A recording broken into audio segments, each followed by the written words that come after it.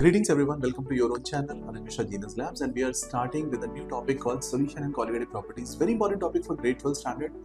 इसके fundamentals 11th में आपने बेसिक्स ऑफ सॉल्यूशन में पढ़ोगे तो काफी अच्छा टॉपिक बन जाता है। तो चलिए शुरू करते हैं हम ये टॉपिक और देखते हैं इस टॉपिक में क्या क्या सीखने को है। Starting with question number 1. Given that delta TF is the depression freezing point of solvent in a solution of a non-volatile solute of molality M, the quantity limit M tend to 0, delta TF divided by M is equal to how much?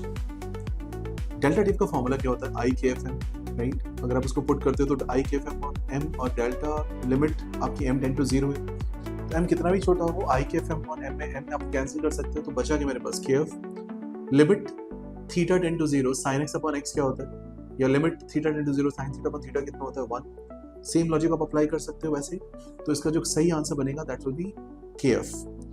Question number 1 from objective parts. Azeotropic solution of two liquids has boiling point lower than either of them when it is. Azeotropic solution is known as constant boiling mixture and they show deviation. अगर एक positive deviation है तो pressure बढ़ के आएंगे, right? और अगर negative है तो प्रेशर कम हो जाता है। बट बॉइलिंग पॉइंट के लिए क्या बोलोगे? इसका उल्टा होता है। बॉइलिंग पॉइंट पॉजिटिव के लिए नीचे आएगा और नेगेटिव के लिए ऊपर जाएगा। क्वेश्चन को ध्यान से पढ़िए।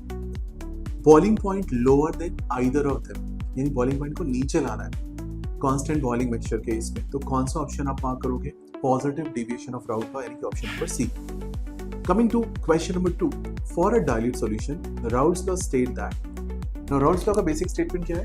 Relative lowering in vapour pressure. What is meaning of relative lowering? It's lowering divided by the initial value P naught minus P S upon P naught. तो देखो यहाँ पे कहाँ पे relative lowering of vapour pressure term आ रहा है, and it is equal to mole fraction of solute. So आपके पास ऑप्शन निकल के आती है option B, which is most logical option. P naught minus P S upon P naught is N upon N plus N. कर लेंगे। Question 3 on your screen. When mercuric iodide is added in the aqueous solution of potassium iodide, then freezing point is raised, freezing point is lowered, freezing point does not change, boiling point does not change. ये चार options हैं आपके पास। अब बताइए अगर HgI2 की reaction हम करेंगे आयोडीन के साथ तो बनाएगा HgI4-2। अब यहाँ पे थोड़ा सा रिवाइज कर देता हूँ।